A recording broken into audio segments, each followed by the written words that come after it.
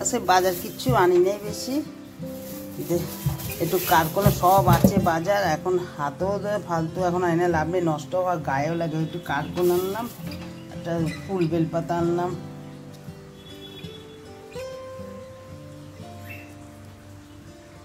ফুলও দাম নামে না, এই ফুল বেলপাতা ঠাকুরের ফল আনলাম।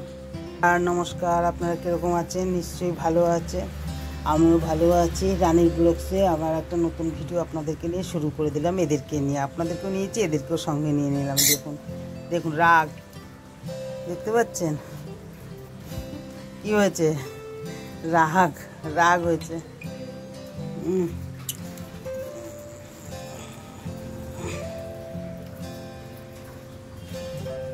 এনে স্কুলে চেঞ্জ করতে গেলে না অনেক দেরি হয়ে যাবে, 7টা বেজে, আর তখন আর বেরোতে ইচ্ছা করে না। ওই জন্য যে না, আগে বাথরুম থেকে এসে গোপালকে জাগিয়ে আগেই যাই। একটা যে কোনো জিনিসই দেখবেন টাইমের মধ্যে না হলে সেই জিনিসটা আর ভালোও লাগে না, যেতেও ইচ্ছা করে না। এখন একটুখানি এক্সারসাইজ করবো, এক্সারসাইজ করে তারপরে বাবু একটু এক্সারসাইজ করবো, করে তারপরে অন্য কাজে যাব।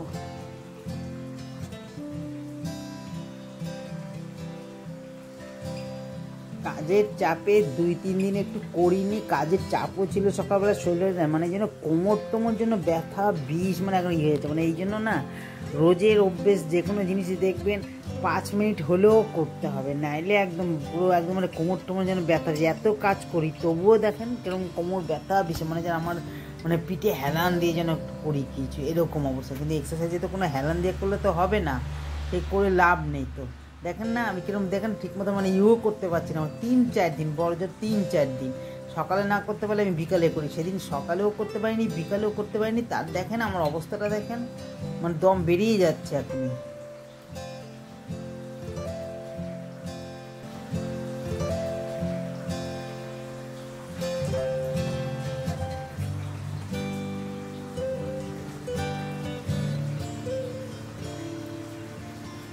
বকবক করছি কেন জানেন তো? 3-4 দিন করিনি, মানে কোমর টোমর ভেঙে মানে শেষ হয়ে যাচ্ছে আমার।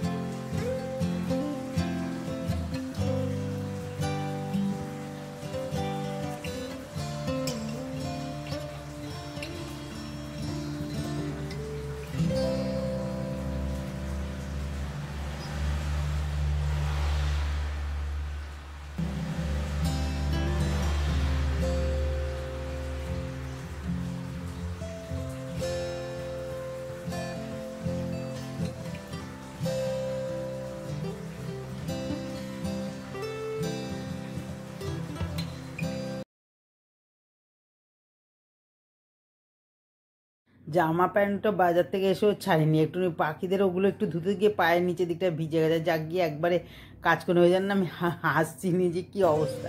কারণ হচ্ছে জানেন তো, দাদা বাড়ি নিয়ে তাড়াতাড়ি করে মুছে ফ্যানটা চালিয়ে নিচ্ছি, এরকম অবস্থা। হ্যাঁ, ভালো লাগে না, কিচিরমিচি ভালো লাগে বলে। আর যে কোনো কাজ দেখবেন চুপচাপ নিরিবিলি শান্তি করে করলে না কাজটা অনেক আগে যায়। এই ঘরে ফ্যান চাচ্ছে কেন, ওই ঘরে ফ্যান চাচ্ছে কেন, এরকম করে, এই জন্য বিল উঠেছে, ওই জন্য বিল উঠেছে, এরকম করতে থাকে। ওই জন্য তাড়াতাড়ি করে বাজার থেকে এসেও জামা কাপড় ছাইনি, আগে ঘরটা মুছে নিই, তারপরে দেখা যাবে। ইলেকট্রিকের বিলের ইউনিটও বাড়িয়ে দিয়েছে, প্রচুর পরিমাণে বাড়িয়ে দিয়েছে। মানে কি বলবো, কিচ্ছু মানে এই ভোট মোট গেল, এত কিছু করলো, তারপরেও এই অবস্থা। আর সবচেয়ে বেশি করার নেই কথা, রিটায়ার্ড পার্সন হয়ে গেছে, আর আমরা মধ্যবিত্ত মানুষদের আমাদের এদিক টানে ওদিক, এদিক টানে ওদিক। হ্যাঁ, দাদা বলে তুমি লাইটের বিল, ফ্যান চালাও, যত খুশি চালাও, তো এসি চালাও, তুমি লাইটের বিলটা তুমি দেবে, তুমি টাকা পাচ্ছ। ওর ধারণা, ও ভাবছে যে আমি ইউটিউব করছি মানে লাইটে টাকা পাচ্ছি, ওর এইসব কোনো ধারণাই নেই জিনিস জানে, ওই যে সবার মুখে শোনে ইউটিউব করলেই টাকা, ওই জন্য ও ভাবছে আমি ইউটিউব করছি টাকা। আমি যত বলছি না রে বাবা, একটা ব্যাপার আছে, অনেক কিছু টাইমের ব্যাপার আছে, সময় আছে, ও বিশ্বাসই করতে চায় না, বলে মিথ্যা কথা বলছো।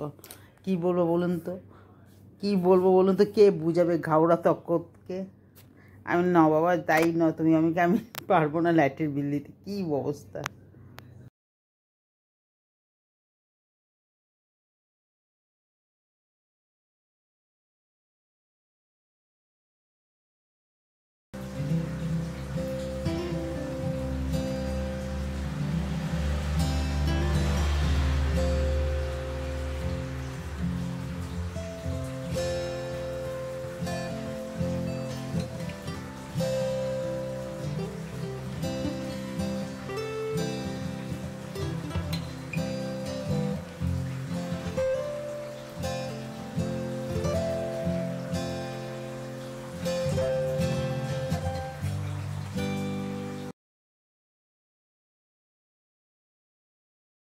অন্যদিন আগে এসে চিয়া সিডটাকে মানে বেরোনোর সময় ভিজিয়ে দেয়, এসে তারপরে খায়। আর আজকে না সব কাজ টাজ করে তারপরে ওটাখানে এগুলো একটু বসে আরাম নিয়ে না খেলে ভালো লাগে না। একটু চিয়া সিডের মধ্যে একটু উষ্ণ গরম জল দিয়ে আর একটু পাতিলেবুর রস দিয়ে একটু খায়।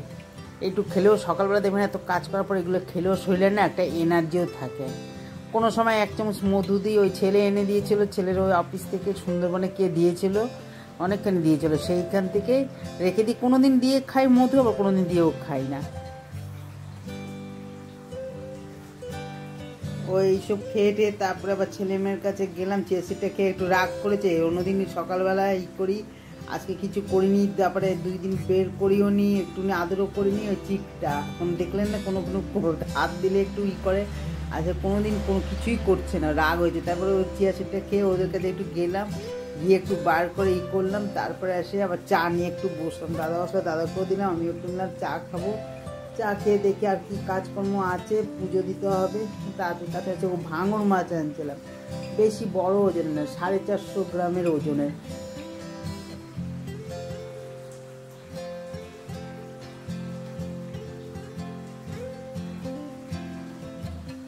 যাই একটু টিফিন খেলাম, খেয়ে তারপরে এইটা কেন দেখাচ্ছি জানেন তো, মানে এত মানে এইসব ভিডিও করতে করতে না খালি কোন ফাঁকে যে ওটা ফ্রন্ট সাইড হয়ে গেল গিয়ে, হ্যাঁ, আর বুঝতে পারি নাই। আর এদিকে তো ভাবছি আলু কাটলাম, মাছটাকে ধুলাম, হলুদ নুন মাখালাম, যেই এখন এডিটিং করতে গেছি তখন থেকে এইটা ফ্রন্ট সাইড হয়ে গেছে।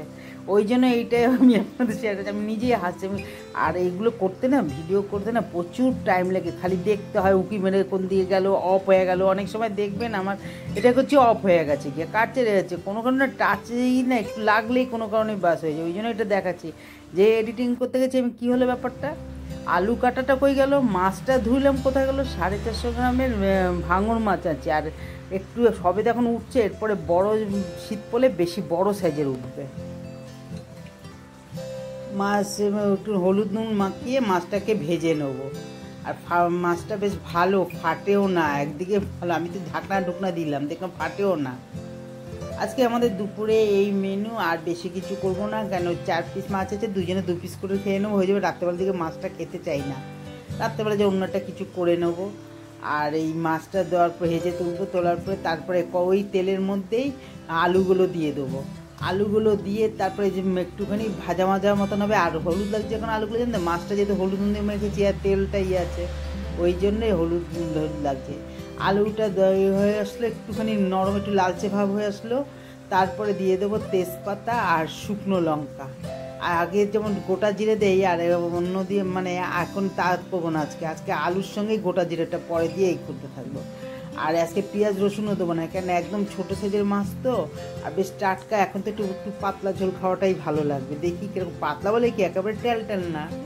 যাই হোক, গিয়ে এবার তেজপাতা শুকনো লঙ্কাটাও দিয়ে দিলাম, দেওয়ার পরে তারপরে এটার সাথে সাথে তারপর আবার গোটা জিরাটাও দিয়ে দেবো। এখন আগে যেমন অন্যদিন যেমন আগে দিয়ে এটা তা না, এখন দিয়ে দিলাম। তারপরে দিয়ে মশলার মধ্যে দিলাম একটু টমেটো, ঘরের স্টোরে একটু টমেটো পেস্ট দিলাম, তারপরে দিয়ে দিলাম জিরা বাটা, আদা বাটা, কাঁচা লঙ্কা বাটা, কাশ্মীরি লঙ্কা বাটা, টমেটো পেস্ট আর কাশ্মীরি লঙ্কা দিয়েছি, কালার ওই জন্য এরকম হয়েছে। তারপরে একদম কষানোর পরে একটু নুনও আগে দিয়ে দিয়েছি, ওই আলুর সঙ্গে দিয়েছি, আর একটু মশলার সঙ্গে দিয়ে দিয়েছি।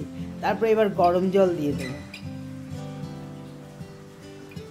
আর গরম জল দিলে না একটা বেশ ভালো টেস্ট হয় রান্নাটা, আর খুব ভালো। আর নাহলে ঠান্ডা দিলে না, ঠান্ডা জলে আর গরম জলে না দেখবেন কেমন যেন একটা শীতকে আমার একটা শক্ত শক্ত ভাব হয়ে যায়, ভালো লাগে না। গরম জলটা দিয়ে দিলাম, 2 মিনিটের জন্য গ্যাস হাই করে সিম করে দেবো।